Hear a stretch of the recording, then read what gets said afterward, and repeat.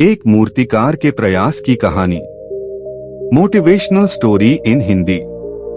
आज की कहानी का शीर्षक है एक मूर्तिकार के प्रयास की कहानी। हम अक्सर थोड़े से प्रयास करने के बाद उम्मीद करना छोड़ देते हैं, लेकिन कुछ कार्य ही ऐसे होते हैं जो हमसे बहुत बड़ी कीमत मांगते हैं। इसलिए हमें किसी कार्य को यह सोचकर नहीं छोड़ देना चाहिए कि यह तो बड़ा कठिन है। आज की कहानी भी एक मूर्तिकार के अथक प्रयास की कहानी है। लेकिन अगर आप चैनल पर नए हैं तो चैनल को सब्सक्राइब करें और कमेंट बॉक्स में नमो बुद्धाय लिखना ना भूलें। चलिए कहानी को शुरू करते हैं।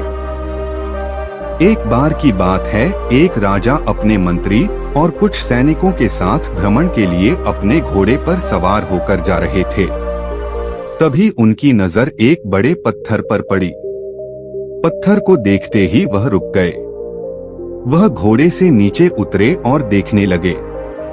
वह पत्थर बड़ा मजबूत और सुंदर लग रहा है। राजा ने मंत्री को आदेश दिया कि इस पत्थर को उठाकर महल में ले जाया जाए। राजा का आदेश पाकर मंत्री ने सैनिकों को आदेश दिया और सबने मिलकर उस पत्थर को महल में भिजवा दिया। जब राजा महल में पहुंचे तब उन्हें यह विचार आया कि इस पत्थर का प्रयोग किसी अच्छे काम के लिए होना चाहिए।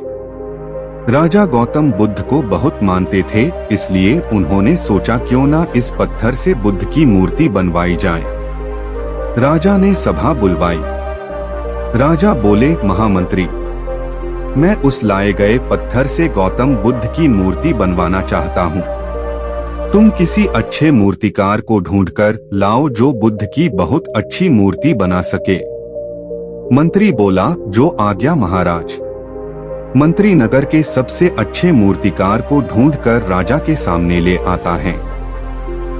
मंत्री बोला, महाराज, ये नगर का सबसे अच्छा मूर्तिकार है।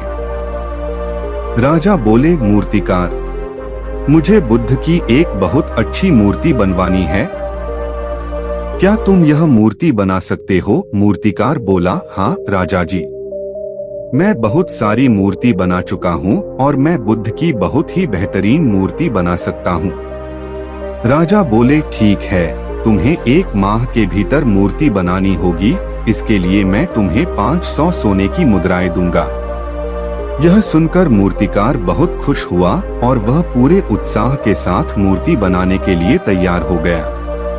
मंत्री ने सैनिकों के हाथों वह पत्थर मूर्तिकार के यहाँ भिजवा दिया। मूर्तिकार मूर्ति बनाने के लिए अपने सारे औजारों को ले आया।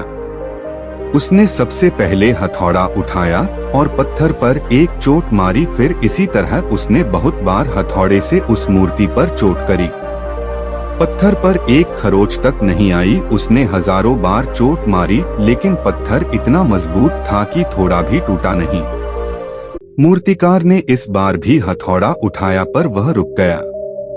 वह सोचने लगा, पत्थर तो टूट ही नहीं रहा, फालतू में हथौड़ा मार मार के क्यों खुद को थकाऊं। उसने फिर प्रयास करना छोड़ दिया और 1 माह ऐसे ही ऐसी बीत गया। अब मूर्तिकार को राजा के सामने पहुंचना था। दरबार लगा।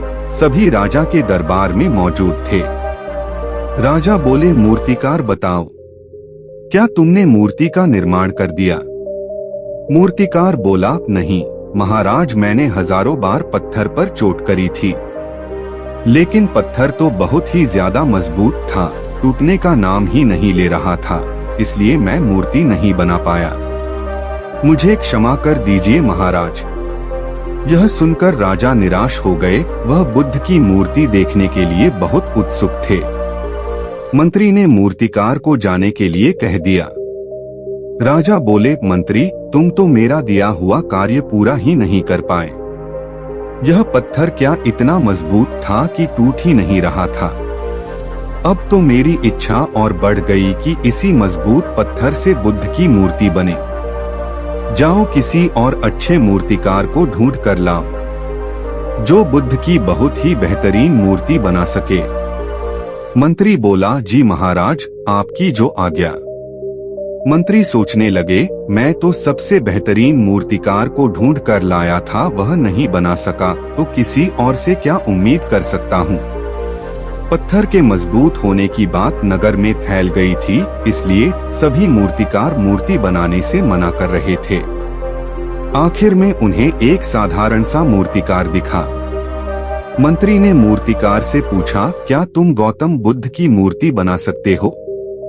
मूर्तिकार बोला, हाँ हाँ क्यों नहीं, सेनापति जी आप मुझे मौका तो देकर देखिए, मैं बहुत ही बेहतरीन मूर्ति बनाऊंगा। मंत्री बोला, नगर में यह बात चारों तरफ फैली हुई है। तुम्हें पता है ना कि वह पत्थर इतना मजबूत है कि कोई भी मूर्तिकार मूर्ति बनाने को तैयार नहीं हो रहा है।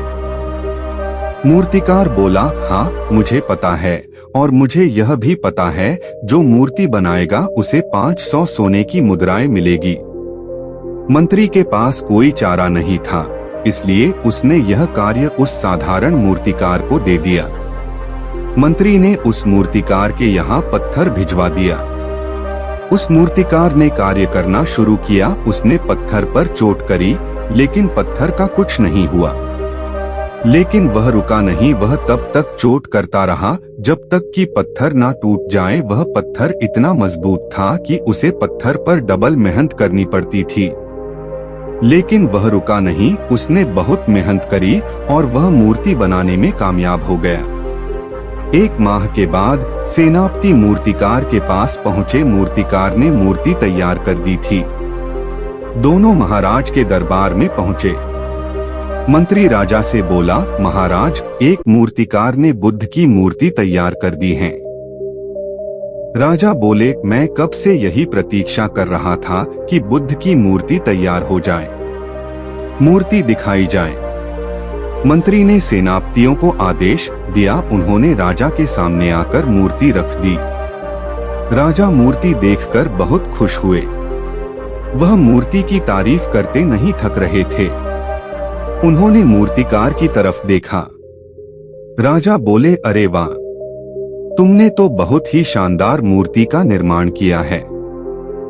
पर पहले मैं यह जानना चाहता हूँ कि पहले वाले मूर्तिकार ने इस पर बार बार प्रहार किया था, लेकिन फिर भी पत्थर पर खरोंच तक नहीं आई थी।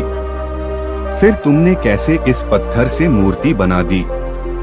मूर्तिकार बोला, महाराज प्रयास के द्वारा कोई पत्थर ऐसा होता है जिस पर हजारों प्रयासों से भी कुछ नहीं होता, लेकिन जरूरी होता है कभी ना रुकना। यदि मैं हजारों प्रयासों के बाद रुक जाता तो मैं भी यह मूर्ति नहीं बना पाता।